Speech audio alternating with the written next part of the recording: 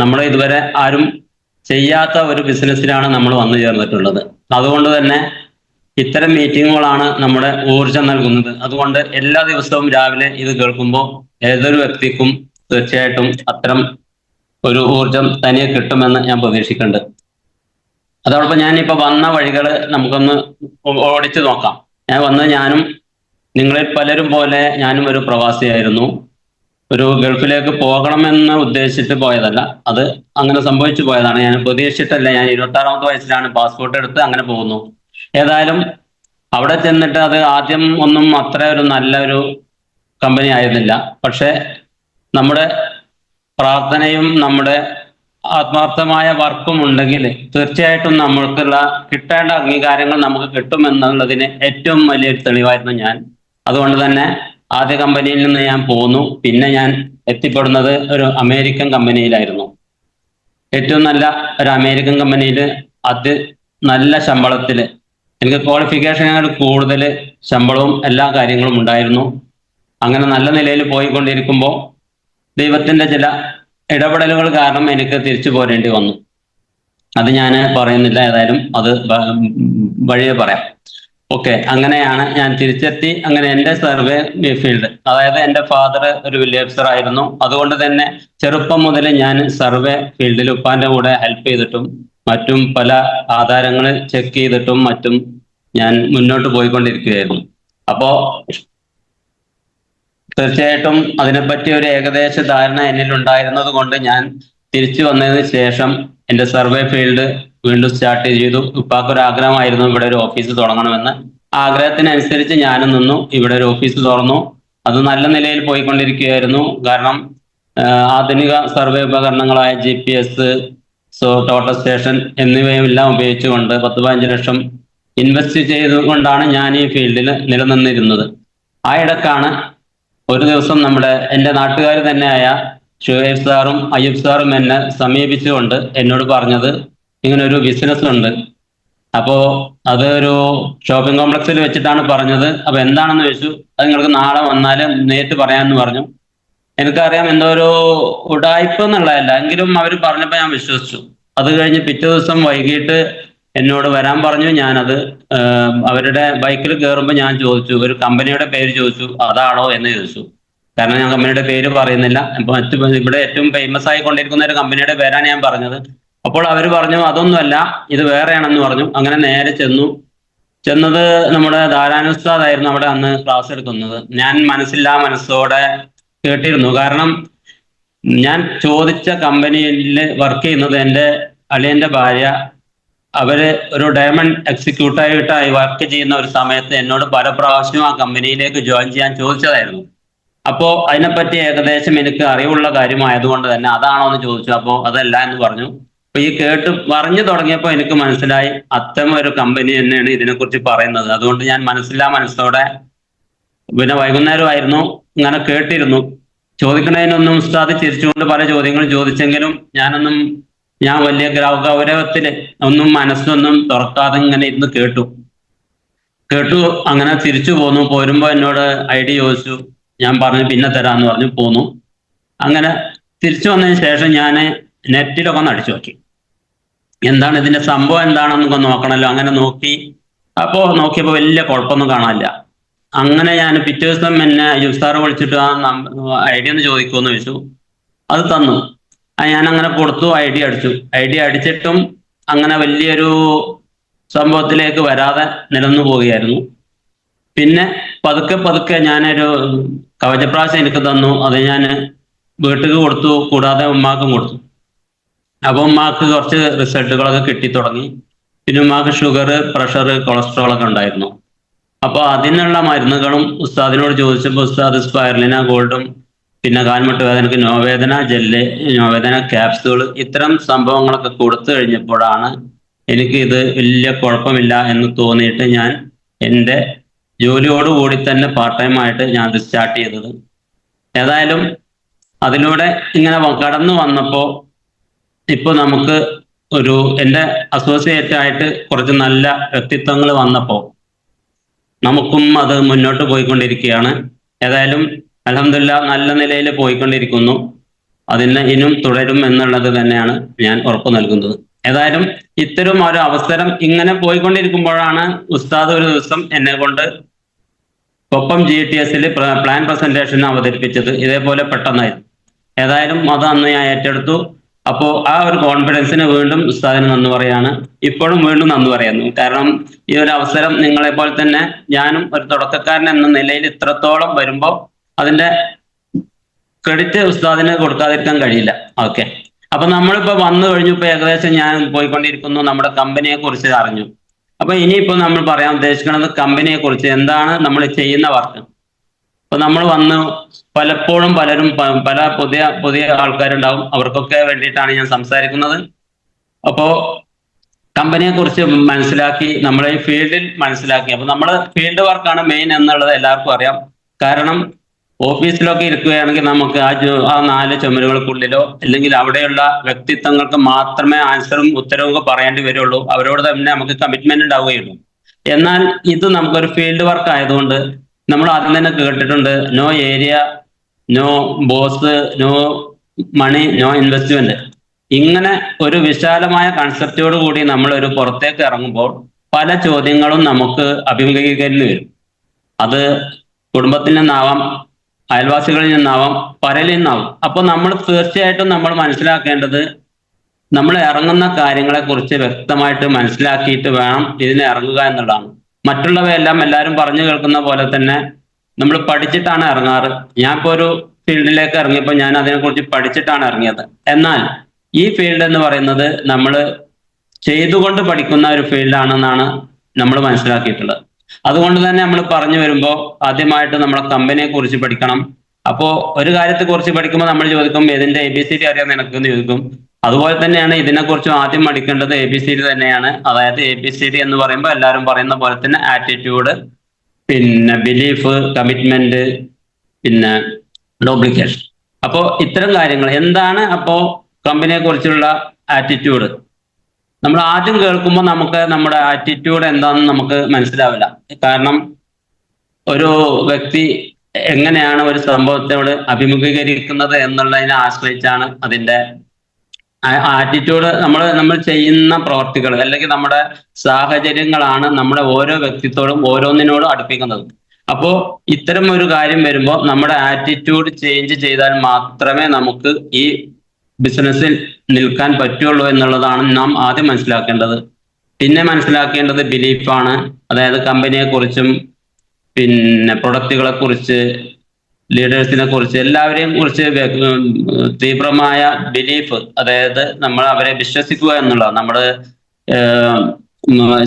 ഇസ്ലാം ഇതിൽ പറയുമ്പോൾ ഇസ്ലാം കാര്യങ്ങളും ഈമാൻ കാര്യങ്ങളും പഠിക്കണം എന്ന് പറയാറുണ്ട്. അതിൽ 5ഉം 6ഉം കാര്യങ്ങൾ എന്ന് പറഞ്ഞ പോലെ തന്നെ ഇതിലും ഒരു ബിലീഫ് ഉണ്ട്. ഓരോന്നിനും ഓരോരുത്തർക്കും ഓരോ മാനദണ്ഡങ്ങളാണ് ഉണ്ടാവാറ്. അപ്പോൾ അതിനനുസരിച്ച് നമ്മൾ വരുമ്പോൾ ബിലീഫ് തീർച്ചയായിട്ടും കമ്പനിയെ കുറിച്ച് ബിലീഫ് വേണം. പിന്നെ നമുക്ക് വേണ്ടത് കമ്മിറ്റ്മെന്റ് ആണ്. കമ്മിറ്റ്മെന്റ് എന്ന് പറയുമ്പോൾ നമ്മൾ എന്ത് ചെയ്യുന്നോ, അത് ഈ ജോലി മാത്രമല്ല, ഏത് ജോലിയോടും നമുക്കൊരു കമ്മിറ്റ്മെന്റ് വേണമെന്നുള്ളതാണ് നമുക്ക് മനസ്സിലാക്കേണ്ടത്. കാരണം അതിപ്പോഴേ നമ്മൾ വിജയിക്കാൻ കഴിയുള്ളൂ. പിന്നെ ഉള്ളത് ഡ്യൂപ്ലിക്കേഷൻ. ഡ്യൂപ്ലിക്കേഷൻ എന്ന് പറയുന്നത് ലീഡേഴ്സിനെ ഡ്യൂപ്ലിക്കേറ്റ് ചെയ്യുന്നതാണെന്ന് എല്ലാവർക്കും അറിയാം. ഡ്യൂപ്ലിക്കേറ്റ് എന്ന് പറയുമ്പോൾ ലീഡേഴ്സ് എന്ത് പറയുന്നു അത് അതുപോലെ അനുസരിക്കുക. അതിന്റെ ഭാഗമായിട്ടാണ് ഞാൻ ഇവിടെ വന്നിട്ടുള്ള ഒരു ഡ്യൂപ്ലിക്കേഷന്റെ ഭാഗമാണ്. ഓക്കെ, അപ്പൊ നമ്മളിത് ABCD എന്നുള്ളത് ആകെ മൊത്തത്തിൽ നമ്മൾ സംസാരിച്ചു മനസ്സിലായി. ഇനിയുള്ളത് ഇതുപോലെ ഏതൊരു ബിസിനസ്സിനും ഒരു 5 എലമെന്റ്സ് ഉണ്ട്. എന്താണ് ആ ബിസിനസ് എന്നതിനെ കുറിച്ചോ അതിനെക്കുറിച്ചും ഒക്കെ ഉള്ള ഒരു 5 എലമെന്റ്സ് എന്ന് പറയാൻ. അതിന്റെ ഫസ്റ്റ് എന്ന് പറയുന്നത് ആപ്റ്റിറ്റ്യൂഡ് ആണ്. നമ്മൾ നേരത്തെ ABCD പറഞ്ഞത് ആറ്റിറ്റ്യൂഡ് ആയിരുന്നു. എന്നാൽ ഇതെന്ന് പറയുന്നത് ആപ്റ്റിറ്റ്യൂഡ് എന്ന് പറഞ്ഞ അഭിരുചി. അഭിരുചി എന്ന് പറയുമ്പോൾ നമ്മളൊരു തൊഴിൽ ചെയ്യുമ്പോൾ ആ തൊഴിലിനോട് ഒരു അഭിരുചി ഉണ്ടെങ്കിൽ നമുക്ക് ഇഷ്ടത്തോടെ ചെയ്യാൻ പറ്റും. അഭിരുചി. അപ്പൊ അതുകൊണ്ടാണ് നമ്മൾ ഈ പല കോഴ്സുകൾക്കും, ഇപ്പോ മെഡിക്കൽ ഫീൽഡ് ആണെങ്കിലും ഏത് ഫീൽഡ് ആണെങ്കിലും നമ്മളിപ്പോ ഒരു 12ാം വയസ്സ്, അതായത് +2 കഴിയുന്ന കുട്ടികൾക്ക് നമ്മൾ ആപ്റ്റിറ്റ്യൂഡ് ടെസ്റ്റ് നടത്തും. ആ കുട്ടി എങ്ങനെയാണ്, അവരുടെ മനസ്സിൽ എന്താണ്, ഏതാണ് എന്ന് അറിയാൻ വേണ്ടിയിട്ടാണ് ആപ്റ്റിറ്റ്യൂഡ് ടെസ്റ്റ് നടത്തുന്നത്. എന്നിട്ടാണ് ആ ഫീൽഡിലേക്ക് പാരന്റ്സ് അവരെ കൊണ്ടുപോയി വിടുന്നത്. ഇപ്പോഴത്തെ കാലത്ത് പല കരിയർ ഗൈഡൻസുകളും നടത്തുന്നുണ്ട്. അപ്പോ അവര് അത് പഠിച്ചതിന് ശേഷമാണ് ആ ഇതിലേക്ക് അതേ അഭിരുചിക്ക് അനുസരിച്ച് വിടുമ്പോൾ മാത്രമാണ് അവര് അത് വിജയിക്കുക. ഇവിടെ നമ്മൾ വന്നു പെട്ടതാണ്. അപ്പോൾ സ്വാഭാവികമായിട്ട് നമുക്ക് ചെയ്യേണ്ടത് ആപ്റ്റിറ്റ്യൂഡ് എന്നുള്ളത് ഉണ്ടാക്കണം. അഭിരുചി നമ്മുടെ അഭിരുചിക്ക് അനുസരിച്ച് വരാത്തത് കൊണ്ട്, ചിലപ്പോൾ അഭിരുചിക്ക് അനുസരിച്ച് ആയിരിക്കില്ല. അപ്പൊ അതിലേക്ക് വരാനുള്ള ശ്രമങ്ങൾ നമ്മൾ നടത്തിയാലേ നമ്മൾ വിജയിക്കുള്ളൂ. അപ്പൊ ഫസ്റ്റ് പറയുന്നത് ആപ്റ്റിറ്റ്യൂഡ് എന്ന് പറയുന്നതാണ് ആ എലമെന്റ്സിൽ വരുന്നത്. അപ്പോൾ ഫസ്റ്റ് അഭിരുചി, അത് മാറിയാൽ ഈ പറഞ്ഞ സംഭവങ്ങളൊന്നും ഉണ്ടാവില്ല, എല്ലാം വ്യത്യാസപ്പെടും. പിന്നുള്ളത് ഇൻട്രസ്റ്റ് ആണ്. ഈ അഭിരുചി ഇൻട്രസ്റ്റും തമ്മിൽ വ്യത്യാസം വെച്ചാൽ, ഇൻട്രസ്റ്റ് നമ്മളെ എന്തൊരു കാര്യത്തിനോടും ഇൻട്രസ്റ്റോട് കൂടിയിട്ട് ഇറങ്ങിയാൽ മാത്രമേ വിജയിക്കുള്ളൂ. അപ്പോ പുതിയൊരു മേഖല ആയതുകൊണ്ട് ഇപ്പൊ വീണ്ടും പറയാണ്, വന്നുപെടലുകളിൽ നിന്ന് നമ്മൾ മാറണമെങ്കിൽ അതിനോട് ആ ഇൻട്രസ്റ്റോട് കൂടി വർക്ക് ചെയ്യണം. അപ്പോൾ ലീഡേഴ്സിന്റെ വാക്കുകളും മറ്റുള്ളവരുടെ വാക്കുകളും സ്വീകരിച്ചുകൊണ്ട് ഇൻട്രസ്റ്റോട് കൂടി വർക്ക് ചെയ്താൽ മാത്രമേ നമുക്ക് ഈ മേഖലയിൽ വിജയിക്കാനുള്ള കഴിവുണ്ടാവുകയുള്ളൂ. അതുപോലെയാണ് പേഴ്സണാലിറ്റി. പേഴ്സണാലിറ്റി എന്ന് പറയുമ്പോൾ ഏറ്റവും ഈ കമ്പനിയിൽ നമുക്ക്, കാരണം ഞാൻ ആദ്യം പറഞ്ഞു പല വ്യക്തിത്വങ്ങളോടും കൂടിയാണ് നമ്മൾ വർക്ക് ചെയ്യേണ്ടത്. അപ്പോൾ നമ്മുടെ പേഴ്സണാലിറ്റി ആദ്യം കീപ്പ് ചെയ്യണം. അതിനുള്ള മാർഗങ്ങൾ എന്തൊക്കെയാന്ന് നമ്മൾ RTPയിലും പല പല ക്ലാസ്സുകളിലൂടെയും മറ്റ് നമ്മുടെ ലീഡർമാര് വെൽനിസ് സാർ പോലുള്ളവരൊക്കെ നമുക്ക് പഠിപ്പിച്ചു തന്നിട്ടുണ്ട്.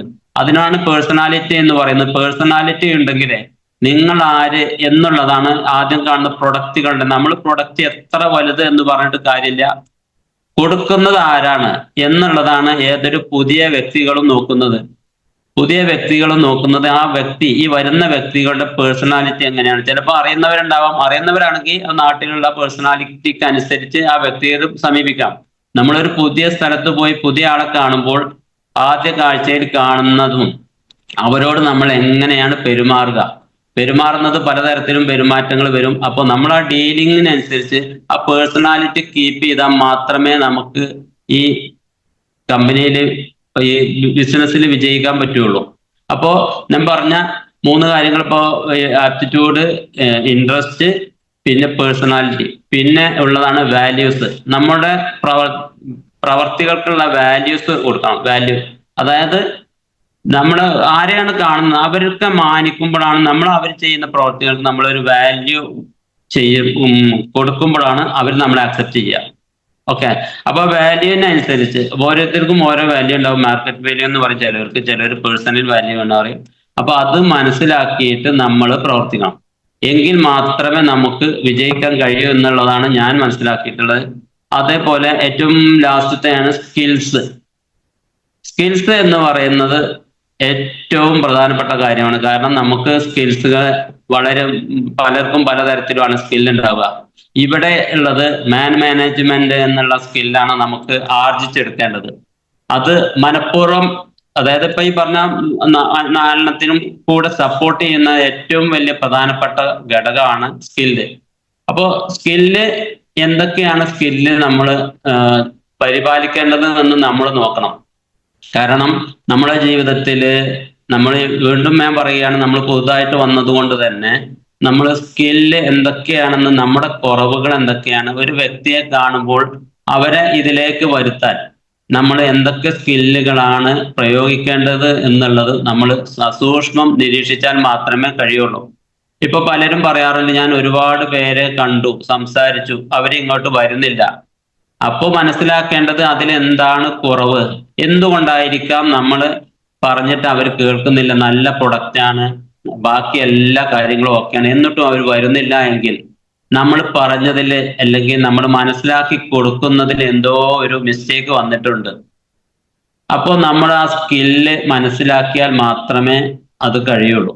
അപ്പോൾ അതിന് വേണ്ടിയിട്ട് പല കാര്യങ്ങളുണ്ട്. സ്കില്ലെന്ന് പറയുമ്പോൾ ഏറ്റവും പ്രധാനപ്പെട്ട കാര്യമാണ് കമ്മ്യൂണിക്കേഷൻ സ്കില്ല്. കമ്മ്യൂണിക്കേഷൻ സ്കില്ലാണ് ഒരു വ്യക്തിയുടെ വ്യക്തിത്വം നിലനിർത്തുന്നത്. കമ്മ്യൂണിക്കേഷൻ സ്കില്ലാണ്.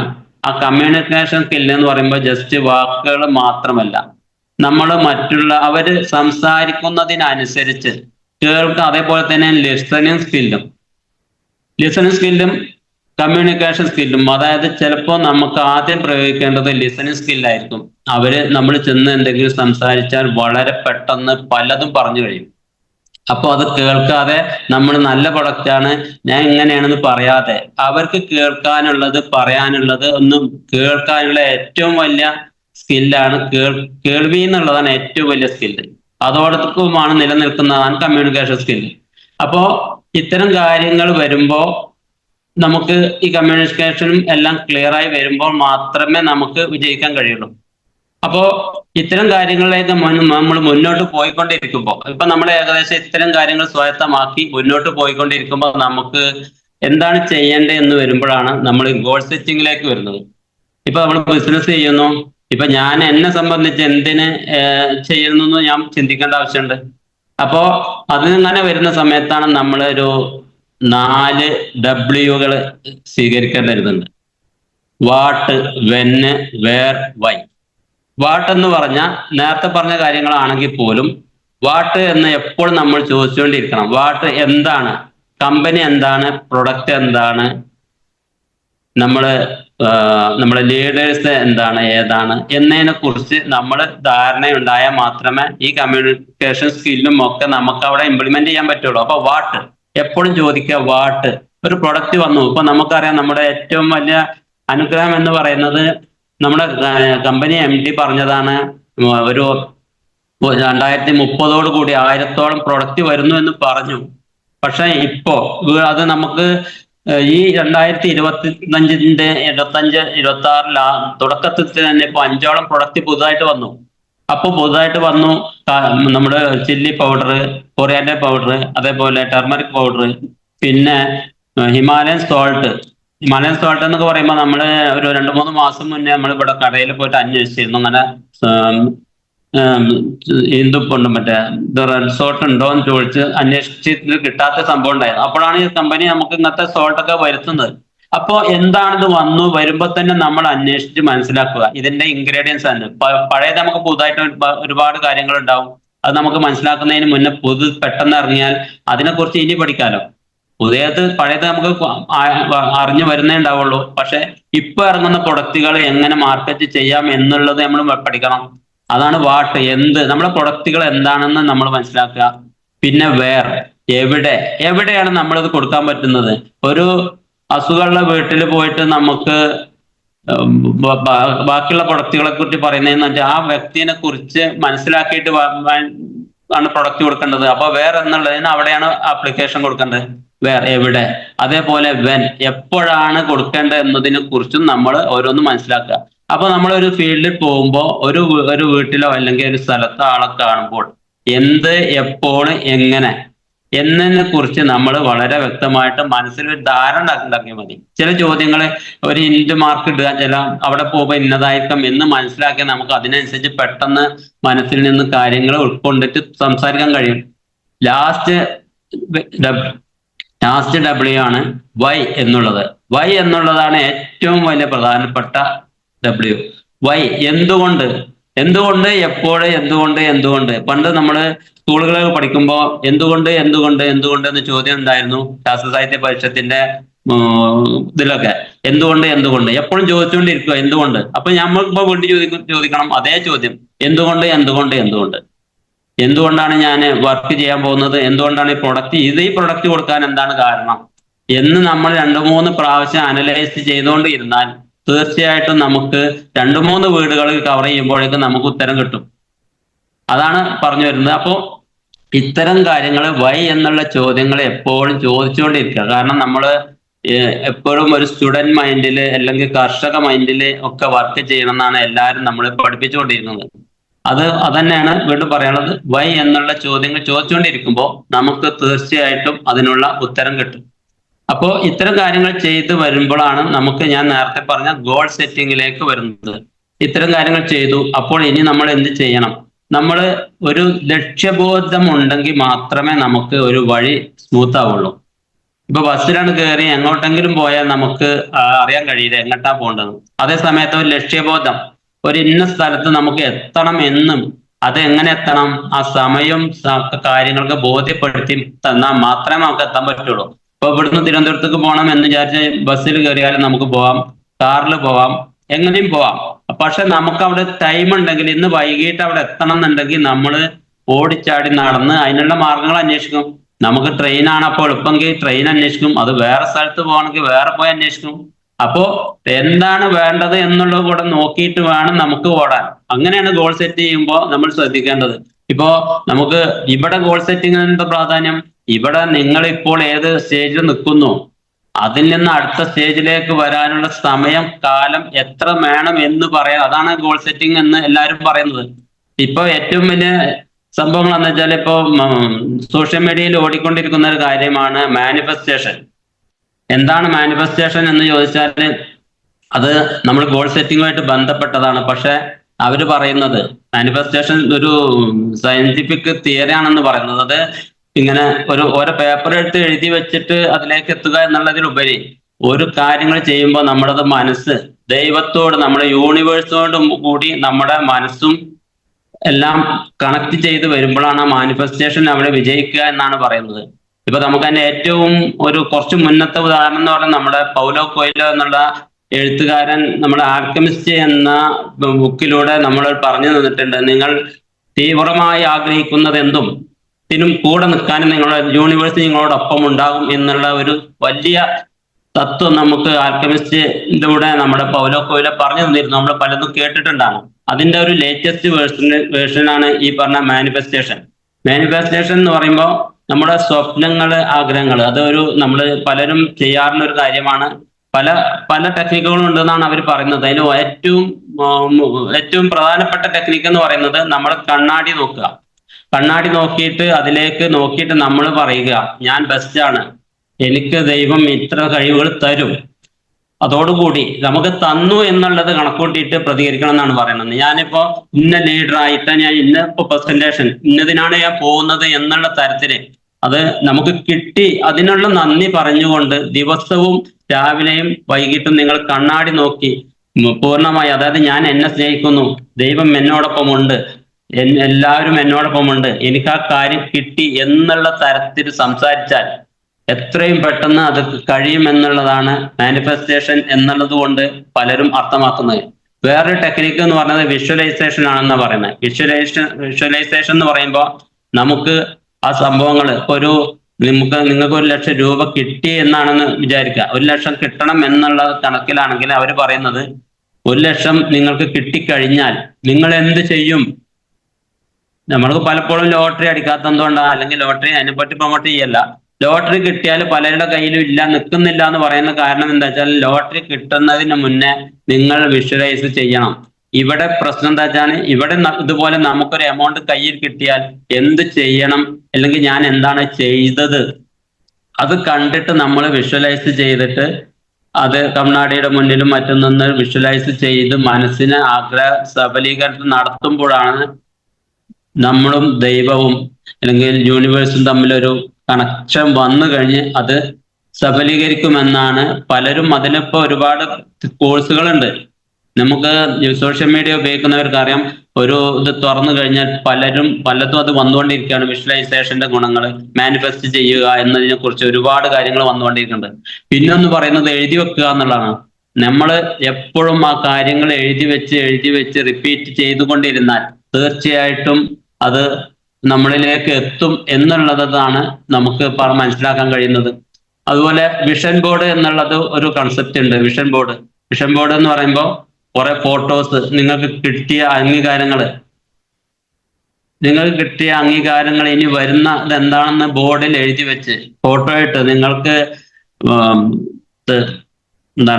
മെഡലുകളോ അല്ലെങ്കിൽ പൊന്നാടകൾ കിട്ടുന്നതായിട്ട് രൂപമാറ്റം. നമുക്കൊരു ഫോട്ടോ എടുത്തിട്ട് ആ ഫോട്ടോ മാറ്റിയിട്ട് നിങ്ങളെ ഫോട്ടോ വെച്ചിട്ട് എന്നും വിഷ്വലൈസ് ചെയ്ത് കഴിഞ്ഞാൽ അത് ലോങ് ടൈം ആണെന്നാണ് പറയുന്നത്. എങ്കിലും അത് നിങ്ങളുടെ യൂണിവേഴ്സ് നിങ്ങളോടൊപ്പം നിൽക്കും എന്ന് തന്നെയാണ് ഇത്തരം ടെക്നിക്കുകൾ പറയുന്നത്. പക്ഷെ എന്തായിരിക്കണം, നമ്മളുടെ മനസ്സിലുള്ള വൂണ്ടുകൾ ഹീല് ചെയ്തുകൊണ്ട് സമാധാനത്തോടു കൂടി നമുക്കൊരു കറ കളഞ്ഞ മനസ്സായിരിക്കണം. അതായത് നമ്മൾ അങ്ങനെയാണ് എന്ന് പൂർണ്ണമായി വിശ്വസിച്ചാൽ തീർച്ചയായിട്ടും നിങ്ങളുടെ യൂണിവേഴ്സ് നിങ്ങളോടൊപ്പം നിൽക്കും എന്ന് തന്നെയാണ് ടെക്നിക്കുകളും ഉള്ള പലരും പറയുന്നത്. അതുപോലെ ഒരു ടെക്നിക്കാണ് അത്ര 55x5 എന്നാണ് പറയുന്നത്. അതായത് ആ സംഭവം നിങ്ങൾക്ക് ആഗ്രഹമുള്ള കാര്യം വളരെ ചുരുങ്ങിയ വേർഡുകളിൽ എഴുതിയിട്ട് 5 ടൈമില് 5 വേർഡുകൾ എഴുതിയിട്ട് 55 ദിവസം 55 പ്രാവശ്യം ഓരോ പ്രാവശ്യം ബുക്കുകളിൽ എഴുതിയിട്ട് ഒരു ടെക്നിക്ക് ഉണ്ടെന്ന് പറയുന്നത്. അങ്ങനെ കാര്യങ്ങളിലെയാണ് മാനിഫെസ്റ്റേഷൻ. അപ്പൊ ഞാൻ പറഞ്ഞത് ഇപ്പൊ ഗോളിന് സെറ്റിലേക്ക് വന്നപ്പോഴാണ് മാനിഫെസ്റ്റേഷനിലേക്ക് വന്നത്. അങ്ങനെ ആവർത്തിച്ച് മനസ്സോടുകൂടി ചെയ്യുമ്പോൾ നമ്മുടെ പ്രവൃത്തി അതാവും എന്നുള്ളതുകൊണ്ടാണ് വിജയം സംഭവിക്കുന്നത്. അല്ലാതെ എഴുതി വെച്ച നേരെ അങ്ങോട്ട് വരികയല്ല. സ്വാഭാവികമായിട്ട് നമ്മളിപ്പോ ഇറങ്ങി കളിക്കുമ്പോൾ അതിനനുസരിച്ച് നമ്മുടെ പ്രവൃത്തികളും ചിന്തകളും ഫുൾ ടൈം ചിന്തകളും മാറി മാറി വരുമ്പോൾ സ്വാഭാവികമായിട്ടും യൂണിവേഴ്സ് നമ്മളോടൊപ്പം നിൽക്കും. അപ്പോ കാലഘട്ടത്തിന്റെ ബിസിനസ്സാണ് നമ്മുടെ ബിസിനസ് എന്ന് നമ്മൾ ഓർക്കുമ്പോൾ ഇത്തരം ടെക്നിക്കുകൾ കൂടി, അതായത് കാലഘട്ടത്തിന്റെ ടെക്നിക്കാണ് നമ്മൾ മാനിഫെസ്റ്റ് എന്ന് പണ്ട് കേട്ടിട്ടില്ല. അപ്പോ ഇപ്പോഴത്തെ കാലഘട്ടത്തിന്റെ ഇവര് ഇങ്ങനെ പറയുമ്പോൾ അതിന് എന്തെങ്കിലും ടെക്നിക്ക് ഉണ്ട്, അത് ഒന്നുമില്ല എന്ന് പറഞ്ഞ് തള്ളാതെ നമ്മൾ കറക്റ്റ് ഉൾക്കൊണ്ടുകൊണ്ട് മുന്നോട്ട് പോകണം എന്നാണ് എനിക്ക് പറയാനുള്ളത്. അതുപോലെ ഇപ്പൊ നമ്മൾ ഫീൽഡിലേക്ക് ഇറങ്ങുമ്പോൾ നമ്മൾ എങ്ങനെ പോകണം, എങ്ങനെ ഇപ്പൊ സാധാരണ ഇപ്പൊ നമ്മൾ ചെയ്യാലെന്താ, മറ്റുള്ളവരുടെ ആഗ്രഹങ്ങൾക്കനുസരിച്ച് നമ്മൾ ഗോൾ സെറ്റ് ചെയ്യുന്നത്. മറ്റുള്ളവർ അങ്ങനെയാണ്, അവന് കാറുണ്ട്, അവനിത്, അതല്ല നമ്മൾ നോക്കേണ്ടത്. നമുക്ക് എന്താണ് ആവശ്യം, നമ്മുടെ ജീവിതത്തിലേക്ക് തിരിഞ്ഞു നോക്കുമ്പോൾ നമുക്ക് ഇനി എന്ത് വേണം, നമ്മുടെ കുട്ടികൾക്ക് എന്ത് വേണം എന്നതിനനുസരിച്ച് എനിക്ക് എന്ത് വേണം എന്നതിനെ കുറിച്ച് നോക്കിയിട്ട് വേണം നമ്മൾ ഗോൾ സെറ്റ് ചെയ്യാൻ. പലപ്പോഴും മറ്റുള്ളവരുടെ സൈറൻ കേട്ടിട്ടാണ് നമ്മൾ നമ്മുടെ വാച്ച് ക്ലിയർ ആക്കുന്നത്. നമുക്കറിയാം ആ സൈറൻ അടിക്കുന്നത് അദ്ദേഹത്തിന്റെ വാച്ചിന്റെ സൈറൻ ചോദിച്ചാൽ അവിടെ സൈറൻ അടിക്കേണ്ടത് അതല്ല വേണ്ടത്. നമ്മൾ ക്ലിയർ ആക്കേണ്ടത് നമുക്ക് വേണ്ടി നമ്മുടെ ആഗ്രഹങ്ങൾക്ക് അനുസരിച്ചാണ് ഗോൾ സെറ്റ് ചെയ്യുമ്പോൾ. അപ്പോ ഗോൾ സെറ്റ് ആവും, ശരിയാവും. അല്ലാതെ മറ്റുള്ളവരുടെ ചിന്തകൾക്ക് അനുസരിച്ച് നമ്മൾ ഗോൾ സെറ്റ് ചെയ്ത് കഴിഞ്ഞാൽ തീർച്ചയായിട്ടും അത് വ്യത്യാസം വരും. അപ്പോ ഇത്തരം കാര്യങ്ങളാണ് നമുക്ക് മനസ്സിലാക്കേണ്ട കാര്യങ്ങൾ. അതേപോലെ തന്നെ നമ്മുടെ ഏറ്റവും വലിയ, ഇപ്പൊ നമ്മൾ പറയും നമ്മുടെ ശത്രു നമ്മൾ തന്നെയാണെന്ന്. നമ്മുടെ ശത്രു നമ്മുടെ അല്ല. നമ്മുടെ ശത്രു എന്ന് പറയുന്നത് നമ്മുടെ അറിവില്ലായ്മയാണ്. അറിവില്ലായ്മ എന്നുള്ളതാണ് നമ്മുടെ ഏറ്റവും വലിയ ശത്രു. അതായത് എന്താണ് അറിവില്ലായ്മ? എന്തിനെ കുറിച്ചും നമുക്ക് നമ്മളുടെ ഫീൽഡ് ഇപ്പൊ ചെയ്തുകൊണ്ടിരിക്കുന്ന ഒരു ഫീൽഡിൽ നമുക്ക് അറിവുണ്ടാവുമായിരിക്കും, അതിന് ചിലപ്പോൾ നമ്മൾ എക്സ്പെർട്ട് ആയിരിക്കും. അപ്പോ ഈ വരുന്ന വ്യക്തി അല്ലെങ്കിൽ നമ്മൾ കാണാൻ പോകുന്ന വ്യക്തി അവരുടെ ഫീൽഡിലായിരിക്കണം അഗ്രഗണ്യൻ. അപ്പോൾ അവർ നമ്മളോട് ചോദിക്കുമ്പോൾ ഒരു പക്ഷേ നമുക്ക് അറിയാൻ പറ്റൂല. അവിടെയാണ് പ്രശ്നങ്ങൾ വരുന്നത്. അപ്പോ സ്വാഭാവികമായിട്ടും അറിവില്ലായ്മ എന്തിനെ കുറിച്ചാണെന്ന് നമ്മൾ സ്വയം ബോധ്യം ഉണ്ടായിക്കൊണ്ട് നമ്മുടെ അറിവില്ലായ്മ തിരുത്താനുള്ള മാർഗങ്ങൾ സ്വീകരിക്കണം. ഇതിപ്പോ അറിവില്ലായ്മ നമ്മുടെ ഇതിൽ വരുമ്പോ തന്നെ നമുക്ക് പല അറിവില്ലായ്മകൾ ഉണ്ടാവും. കാരണം നമ്മൾ പുതിയ ഫീൽഡിലേക്ക് എത്തിയിട്ടാണ്. അപ്പൊ ഇതിലെന്തൊക്കെയാണ് മിസ്റ്റേക്കുകൾ ഉള്ളത്, അത് ലീഡേഴ്സ് പറയുമ്പോൾ നമ്മൾ സ്വീകരിക്കുക. അത് സ്വീകരിച്ചിട്ടില്ലെങ്കിലും എന്തുകൊണ്ടായിരിക്കാം ലീഡർ എന്നോട് അത് പറഞ്ഞിട്ടുണ്ടാവുക എന്ന് അപ്പൊ പ്രതികരിച്ചിട്ടില്ലെങ്കിലും നിങ്ങൾ വീട്ടിൽ നോക്കി ഒന്ന് കണ്ണടച്ചിട്ടൊന്ന് ആലോചിച്ച് നോക്കി, എന്തായിരിക്കും ലീഡർ അങ്ങനെ പറഞ്ഞിട്ടുണ്ടാവുക. അപ്പൊ നമുക്കത് സ്വീകരിക്കാം. അത് നമുക്ക് സ്വീകരിക്കേണ്ടി വരും. കാരണം അത് കണ്ടിട്ടായിരിക്കും ലീഡർ നമ്മളോട് അങ്ങനെ ഒരു കാര്യം പറഞ്ഞിട്ടുണ്ടാവുക. അപ്പൊ ജീവിതത്തിൽ എങ്ങനെയാണ് കാര്യങ്ങൾ കൊണ്ടുപോകേണ്ടത് എന്ന് പറയാം. അപ്പൊ ഇപ്പൊ നമുക്കിപ്പോ ഒരു ഫീൽഡിലേക്ക് പോകുമ്പോൾ ഒരാളെ കാണുമ്പോൾ ഇപ്പൊ എങ്ങനെയാണ് നമ്മൾ ബിസിനസ് ചെയ്യണത്? സത്യത്തില് ബിസിനസ് ചെയ്യണത് നമ്മളേം പറഞ്ഞ കല്യാണത്തിന് പോണ പോലെയാണ്. കല്യാണത്തിന് നമ്മൾ ഈ മഹർ കൊടുക്കലുണ്ടല്ലോ. മഹർ എങ്ങനെ കൊടുക്കാം? സാധാരണ മഹർ അവകാശമാണെന്ന് പറയും, എങ്കിലും നമ്മൾ അവകാശത്തിനനുസരിച്ച് കൊടുക്കണ്ടോ? നമ്മുടെ വ്യക്തിത്വത്തിനനുസരിച്ചോ അല്ലെങ്കിൽ നമ്മുടെ കല്യാണം കഴിക്കാൻ പോകുന്ന കുട്ടിയുടെ വാല്യൂക്ക് അനുസരിച്ചാണ് നമ്മൾ മഹർ കൊടുക്കുന്നത് എന്ന പോലെ തന്നെയാണ് ഇവിടെ സംഭവിക്കുന്നത്. ഇവിടെ സംഭവിക്കുന്നത് എന്താ വെച്ചാൽ നമ്മുടെ ഒരു പ്രൊഡക്റ്റ് എടുക്കുമ്പോൾ നമ്മളെ വാല്യൂക്ക് അനുസരിച്ചോ ഒക്കെ കുറച്ചാണ് കൊടുക്കുന്നത്, അല്ലെ? അപ്പോ ഞാൻ പറയുന്നത് മഹർ പോലെ തന്നെ പ്രാധാന്യമുള്ള ഒരു കാര്യമാണ് നമ്മുടെ പ്രൊഡക്റ്റുകൾ എടുക്കുന്നത്. അപ്പൊ എന്തായാലും അപ്പൊ അതിന് വാല്യൂ വരും. നമ്മളൊക്കെ ഇതിനനുസരിച്ച് നമ്മൾ മഹർ കൊടുക്കുക എന്ന് പറയുമ്പോൾ അതിനനുസരിച്ചുള്ള പ്രൊഡക്റ്റുകൾ കൂടുതൽ നമ്മൾ എടുക്കുക. ആ ഒരു കൺസെപ്റ്റിൽ എടുത്ത് നോക്കിയാൽ നമ്മുടെ ജീവിതമാണ് നമ്മുടെ ഈ കമ്പനി വരുന്നത്. അപ്പോ അതിനനുസരിച്ച് വാല്യൂ കൊടുത്തിട്ട് നമ്മൾ പ്രൊഡക്റ്റുകൾ എടുക്കുമ്പോൾ സ്വാഭാവികമായിട്ടും നമുക്ക് മൂല്യങ്ങൾ കൂടി വരും. ഇപ്പൊ പണ്ട് നമ്മൾ മഹർ കൊടുത്ത പോലെ ആവില്ലല്ലോ. ഇപ്പൊ നമ്മൾ അവർക്ക് കൺസിഡർ ചെയ്യണില്ലേ, അതിന് മൂല്യം കൊടുക്കുന്നില്ല. ആ മൂല്യം നമ്മുടെ കല്യാണത്തിന് മഹർ കൊടുക്കുമ്പോൾ തന്നെ കൂട്ടിയിട്ട് നമ്മൾ അത് കൊണ്ടുവരുമ്പോൾ നമ്മുടെ പ്രൊഡക്റ്റ് ആ ഇതിലേക്ക് വരും. ഓക്കെ. അപ്പോ തീർച്ചയായിട്ടും അതേപോലെ നമ്മൾ ചെയ്യേണ്ടത് ജീവിതത്തിൽ പലപ്പോഴും നമ്മളെ വ്യക്തിത്വങ്ങൾ ഉണ്ടാവും, അവരെ ഹെൽപ്പ് ചെയ്യുക. അപ്പൊ നമ്മൾ ലീഡറോ അല്ലെങ്കിൽ ജീവിതത്തിൽ ഇങ്ങനെ ഒരിക്കലും ഹെൽപ്പ് ചെയ്ത വ്യക്തികളെ മറക്കാതിരിക്കുക. അതിൽ ഏറ്റവും വലിയൊരു അതാണ് ഗ്രാറ്റിറ്റ്യൂഡ് എന്നുള്ളത് ഏറ്റവും വലിയ സംഭവമാണ്. നമ്മളൊരു നിലയിൽ എത്തുമ്പോഴോ അല്ലെങ്കിൽ നമ്മളെ സഹായിച്ചവരെയോ നമ്മളെ ഈ ഫീൽഡിലേക്ക് കൊണ്ടുവന്നവരെയോ ഒന്നും മറക്കാതിരിക്കുക എന്നുള്ളത് നമ്മൾ ശ്രദ്ധിക്കേണ്ട ഒരു കാര്യം തന്നെയാണ്. ഗ്രാറ്റിറ്റ്യൂഡ് എന്നുള്ളതാണ് ദൈവത്തിന് അല്ലെങ്കിൽ പ്രപഞ്ചത്തിന് അല്ലെങ്കിൽ യൂണിവേഴ്സിന് ഏറ്റവും വലിയ ഇത് കിട്ടുന്നതെന്നാണ് എല്ലാവരും പറയുന്നത്, ഗ്രാറ്റിറ്റ്യൂഡ്. അതേപോലെ ഇപ്പൊ നമ്മള് ഒരു ജീവിതം എന്നുള്ളത് ഒരു റെസ്പെക്ട്ഫുൾ ആയിട്ടുള്ള, അതായത് ഒരു ഗിഫ്റ്റ് കിട്ടിയതാണ് ജീവിതം. ജീവിതം എന്ന് പറഞ്ഞാൽ ഗിഫ്റ്റ് കിട്ടിയതാണ്. നമ്മളിപ്പോ ഒരു ഗിഫ്റ്റ് ഒരാൾക്ക് കൊടുക്കുമ്പോൾ അവര് വാങ്ങിക്കുമ്പോൾ നമ്മൾ എത്രത്തോളം സൂക്ഷ്മത പാലിക്കാറുണ്ട് നമുക്കറിയാം. നമ്മളത് നല്ല വർണ്ണക്കട ഗ്ലാസുകളിൽ പൊതിഞ്ഞിട്ട് നമുക്ക് പേരെഴുതി അതില് റിബൺ കെട്ടി വളരെ വൃത്തിയോട് കൂടിയിട്ടാണ് നമ്മളൊരു ഗിഫ്റ്റ് കൊടുക്കുന്നത്. അപ്പൊ അതിന്റെ അർത്ഥം എന്താ? നമ്മൾ അത്രയും ഒരു സൂക്ഷ്മതയോട് കൂടിയിട്ടാണ്, കൺസെപ്റ്റോട് കൂടിയിട്ടാണ് ഹാൻഡിൽ ചെയ്യുന്നത്. എന്ന് പറഞ്ഞ പോലെ നമ്മുടെ ജീവിതം ഇതുപോലെ ഒരു ഗിഫ്റ്റ് കിട്ടിയതാണ്. ആ ഗിഫ്റ്റ് കിട്ടുമ്പോൾ നമ്മൾ ആ ജീവിതത്തോട് ആ ഒരു ഇതിനോട് നമ്മൾ അത്രയും റെസ്പെക്റ്റ്ഫുൾ ആയിട്ട് നമ്മൾ ജീവിതത്തോടെ കൊണ്ടു നടക്കാം. അപ്പൊ കൊണ്ടു നടക്കുക എന്ന് പറയുമ്പോൾ ഇതുപോലെ ഒരു ഗിഫ്റ്റ് കിട്ടിയതാണ് നമ്മുടെ ഈ ബിസിനസ്. ആ ബിസിനസ്സിനെ അതുപോലെ വളരെ സൂക്ഷ്മതയോടുകൂടി കൈകാര്യം ചെയ്ത് കൊണ്ടു നടക്കേണ്ട ഒരു കാര്യമാണ് ഉള്ളത്. നമുക്കറിയാം, ഇപ്പോ നമ്മൾ ഖുർആനിലൊക്കെ പറഞ്ഞ പോലെ നിനക്ക് നഷ്ടപ്പെട്ടതൊന്നും നിനക്ക് ഇവിടെ ഇല്ല, നിനക്ക് വേണ്ടി സൃഷ്ടിച്ചതല്ല, നിനക്ക് നഷ്ടപ്പെട്ടതൊന്നും നഷ്ടപ്പെട്ടതൊന്നും നിനക്ക് വേണ്ടി ഇവിടെ സൃഷ്ടിക്കപ്പെട്ടിട്ടില്ല. പക്ഷെ നിനക്ക് വേണ്ടി സൃഷ്ടിക്കപ്പെട്ടതാണെങ്കിൽ അത് എവിടുന്നാണെങ്കിലും നിനക്ക് ലഭ്യമാകുമെന്നൊരു വാചകമുണ്ട്.